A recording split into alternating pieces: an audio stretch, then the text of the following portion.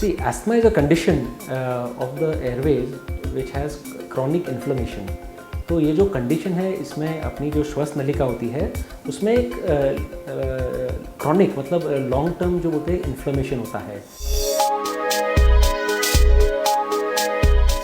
जिन patients को दमा की तकलीफ होती है वो पेशेंट्स को खांसी की शिकायत हो सकती है। अक्सर हमारे पास जो पेशेंट्स आते हैं उनकी ये शिकायत होती है कि उनकी खांसी है, उन्होंने बहुत तरीके की दवाई ली है मगर उनकी खांसी सेटल नहीं होती है।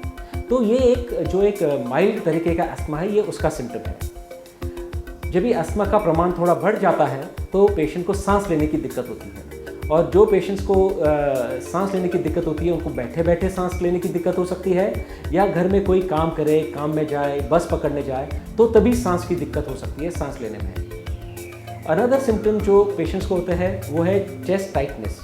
तो उनको छाती में एकदम एक टाइटपन लगता है, टाइटनेस लगता है कि उनको ऐसा लगता है कि मुझे एयर हंगर है, वो जितनी हवा एक सांस में लेना चाहते हैं वो ले नहीं पाते हैं। और एक सिम्टम अस्थमा का है वीजिंग। वीजिंग मतलब छाती में से सीटी जैसा आवाज़ आना। अक्सर माँ ये कहती है कि मेरा बच्चा जब रात में सोता है वो खांसता है और उसके छाती में से सीटी जैसी आवाज़ आती है, तो ये क्लासिकल वीजिंग माना जाता है। अस्थमा के कारण या दमा के कारण मोस्टली एलर्जिक होता है, तो एलर्जिक अस्थमा ये सबसे कॉमन कारण माना जाता है। एलर्जिक अस्थमा में होता क्या है, जब भी कोई भी एलर्जी हो, वो डस्ट हो या डस्ट माइट हो या कोई एक स्ट्रॉन्ग स्मेल हो या पोल्यूशन हो, जब भी इसका कांटेक्ट श्वास नलिका के साथ आता है जिस इंडिविजुअल को अस्थमा है, तो ये अस्थमा पेशेंट की जो श्वास नलिका है वो बहुत सेंसिटिव है। तो जब भी ये फॉरेन ट्रिगर आता है या पोल्यूशन आता है, एलर्जन आता है, तो ये श्वास नलिका नैरो हो जाती है। तो ये एक कॉमन रीज़न है अस्थमा बढ़ने का। फिर अस्थमा के अनेक दूसरे भी कारण होते हैं। कोई पेशेंट्स को एक एलर्जिक राइनाइटिस होता है, यानी कि उनका जैसे ही अपने को दमा होता है वैसे नाक का जो एलर्जी होती है, वो पेशेंट्स को जब भी एलर्जी बढ़ जाती है तो नाक एक तो आगे से बह सकता है या पीछे से बहता है। जब भी नाक पीछे से बहता है तो अपने श्वास नलिका को जाके इरिटेट करता है और उसके वजह से भी दमा बढ़ सकता है। दूसरा कारण अस्थमा बढ़ने का है कि वायरल इन्फेक्शंस या लोअर रेस्पिरेटरी इन्फेक्शंस। तो जब भी पेशेंट को कोई वायरल इन्फेक्शन हो, फ्लू हो, तो उसके वजह से भी ये जो अस्थमा के पेशेंट्स होते हैं इनकी जो श्वास नलिका बहुत सेंसिटिव है, उनमें सूजन बढ़ सकती है और इन पेशेंट्स को सांस लेने की तकलीफ हो सकती है।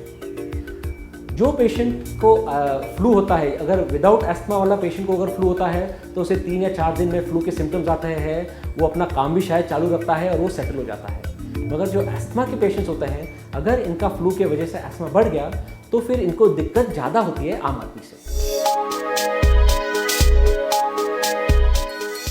जब तक कि पेशेंट 5 साल का होता है, हम इन्हें अस्थमा का लेबल देने को हम थोड़ा हेजिटेट करते हैं। हम इन्हें कहते हैं कि hyper reactive Airways. Hyper reactive Airways मतलब जो एयरवेज कोई भी एलर्जन को हो या पोल्यूशन को या कोई भी ट्रिगर हो जिसके लिए वो बच्चे को खांसी करवाता है या उसे वीजिंग दिलवाता है। तो और जो पेशेंट्स 5 साल से बड़े होते हैं और जो लोगों को मैंने जो सिम्टम्स बताए हैं आपको, जो कि चेस्ट टाइटनेस है, वीजिंग है या खांसी है या दम लगना है, तो ये 5 साल से लेके एल्डरली पेशेंट्स तक भी हो सकता है। जो पेशेंट्स को बचपन में हाइपर रिएक्टिव एयरवेज होते हैं, ज़्यादा करके ये बच्चे जब भी उम्र बढ़ती है तो इनका जो हाइपर रिएक्टिव एयरवेज सिम्टम्स काफ़ी कम हो जाता है। मगर इनको ये रिस्क हमेशा होती है कि जब ये नौजवान हो या जैसे एज बढ़ेगी तो इनको ये सिम्टम्स फिर आ सकते हैं। मोस्ट इम्पॉर्टेंट है कि हमें आइडेंटिफाई करना है कि अस्थमा का ट्रिगर कहाँ है। अक्सर जो अस्थमा का जो ट्रिगर होता है, जो एलर्जन होता है, वो घर में होता है। तो कॉमन चीज़ें क्या है, डस्ट माइट। डस्ट माइट ये क्या है, डस्ट माइट एक ये छोटा सा कीड़ा होता है जो गंदगी जो करता है, वो गंदगी वो डस्ट माइट की हवा में जाती है। और जब ये गंदगी वो डस्ट माइट की हवा में जाती है और जब भी वो अस्थमा के पेशेंट से इनहेल करते हैं तो ये बहुत एक हाई ग्रेड एलर्जन है, तो इसके वजह से अस्थमा ट्रिगर होता है। दूसरे होते हैं पोलन। पोलन मतलब जो फूल के साथ जो पोलन ग्रेन्स होते हैं, जब ये हवा में जाते हैं तो और पेशेंट उन्हें इनहेल करते हैं तो उसके वजह से भी अस्थमा का प्रमाण बढ़ सकता है। तो यदि आपके पास घर में फ्लावर्स है, फ्लावर पॉट्स है, तो जिन इंडिविजुअल को एस्थमा है उनको इन चीज़ों से दूर रखना चाहिए। If possible you have to avoid the flower pots. जो लोगों को वर्क रिलेटेड एस्थमा है, जो पेशेंट्स वर्क प्लेस में जाके उनके एस्थमा के सिम्टम्स बढ़ जाते हैं, कोई केमिकल का एक्सपोजर हो, कोई स्प्रे का एक्सपोजर हो, तो मैं सलाह ये दूंगा कि आप आपके जो कंपनी के डॉक्टर्स हैं आप उनसे मिलिए, उनके साथ डिस्कस कीजिए कि इन वजहों से आपका दमा बढ़ सकता है, तो उसमें से अवॉइडेंस मेजर्स क्या है, आपको प्रिवेंशन चीज़ें यूज़ करनी है, मास्क यूज़ करने हैं, या आपको आपका जो काम का जो जॉब डेजिग्नेशन है उसे चेंज करना है, उसके बारे में आपके डॉक्टर से चर्चा करनी चाहिए। एक छोटा प्रमाण लोगों का है जिनका एस्थमा हम डिफिकल्ट एस्थमा करके मानते हैं, जो लोगों को कि डिस्पाइट उनको रेगुलर फुल ट्रीटमेंट इनहेलर की तरह उनको फिर भी बीच बीच में इंजेक्शन की ज़रूरत पड़ती है, हॉस्पिटल में जाने की ज़रूरत पड़ती है, या तो फिर जो फुल इनहेलर ट्रीटमेंट ले उसके बावजूद भी जो हमारे एस्थमा ट्रीटमेंट के जो गोल्स है कि सिम्टम्स ना हो, तकलीफ ना हो, अपना काम हम सही तरीके से कर पाए, ये फुलफिल नहीं होते हैं। तो इन पेशेंट्स के लिए हमें एक स्पेशल वर्कअप करना पड़ता है। आम एस्थमा पेशेंट्स के लिए खाली पीएफटी काफ़ी है, मगर जो डिफ़िकल्ट एस्थमा के जो पेशेंट्स हैं हमें ये देखना पड़ता है कि लंग्स में और दूसरी और कोई साथ में बीमारी तो नहीं है, तो उसके लिए अलग टेस्ट किए जाएँ। यदि ये भी टेस्ट हो जाए कि लंग्स में और दूसरा कोई बीमारी नहीं है या कोई अपने शरीर में कोई दूसरा डिजीज़ नहीं है जिसके साथ एस्थमा का लिंक है, तो फिर हमें वो पेशेंट का जो एक एलर्जी स्टेटस है वो चेक करना चाहिए। यदि आपको डिफ़िकल्ट एस्थमा हो तो आपने आपके डॉक्टर के साथ डिस्कस करना है, पूरा ठीक तरीके से वर्कअप करना है और फाइंड आउट करना है कि whether you are eligible for the specialised injection treatment. The most important treatment या जो रेवोल्यूशनरी ट्रीटमेंट हम मानते हैं पिछले 20 या 30 सालों में इंडिया में या दुनिया में आई है, वो है इनहेलर ट्रीटमेंट।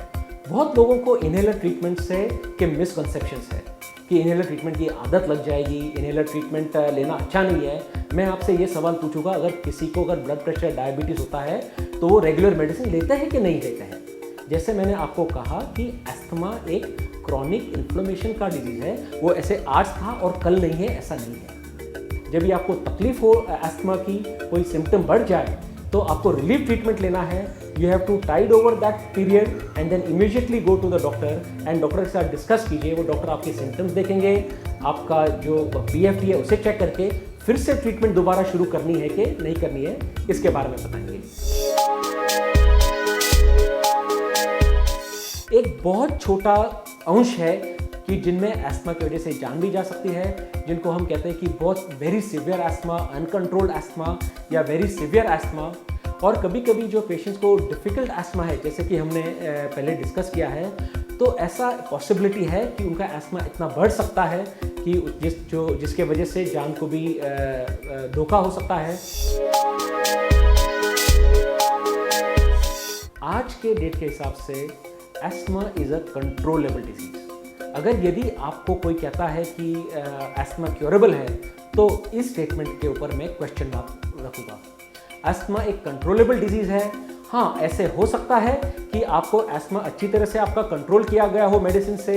आपका जो ट्रिगर है जो कि घर पे हो सकता है, आपके काम के जगह हो सकता है, आपके वर्क प्लेस में हो सकता है, यदि आपने वो ट्रिगर्स निकाल दिए तो आपका एस्थमा ऐसी कंट्रोल सिचुएशन में आ सकता है कि आपको दवाई की ज़रूरत ना हो। तो ये आपको समझना बहुत ज़रूरी है कि आपका एस्थमा इतना अच्छा भी कंट्रोल हो सकता है कि आपको कभी दवाई की ज़रूरत ना पड़े। मैं दर्शकों को ये मैसेज देना चाहूँगा कि एस्थमा एक कंट्रोलेबल डिजीज़ है। एस्थमा के वजह से किसी को सफ़र करने की ज़रूरत नहीं है। यदि आपको एस्थमा है तो आप नॉर्मल ज़िंदगी जी सकते हो। और एक इम्पॉर्टेंट बात मैं ये कहूँगा कि एक डॉक्टर पेशेंट रिलेशनशिप है, ये बहुत महत्वपूर्ण रिलेशनशिप है एस्थमा में। यदि आप डॉक्टर पेशेंट रिलेशनशिप में अगर इन्वेस्ट करते हैं तो आपके डॉक्टर से आप ये सीख लीजिए कि एस्थमा कंट्रोल के लिए महत्व चीज़ें क्या है, आपके मेडिसिन रेगुलरली कैसे लेने हैं। आप ये सीखिए आपके डॉक्टर से कि जो आप इनहेलर ले रहे हैं उसका टेक्निक सही है कि नहीं। तो मैं ये कहूँगा कि एक जो डॉक्टर पेशेंट रिलेशनशिप है वो खाली एक प्रिस्क्रिप्शन की रिलेशनशिप ना मानी जाए। आपने एजुकेशन भी लेना है। आप जब भी आपके डॉक्टर के पास जाए तो आपके सवाल लिख के ले जाइए और आपको जो आपके अस्थमा के बारे में जो भी प्रश्न है आप डॉक्टर से डायरेक्टली पूछें, उसके बारे में आप एजुकेशन लीजिए और उसके बारे में आप आपका खुद का अस्थमा घर पे ही कंट्रोल कर सकते हैं। ये हमारा उद्देश्य है और इसमें फुलफिल करने के लिए आप डॉक्टर की हेल्प लीजिए।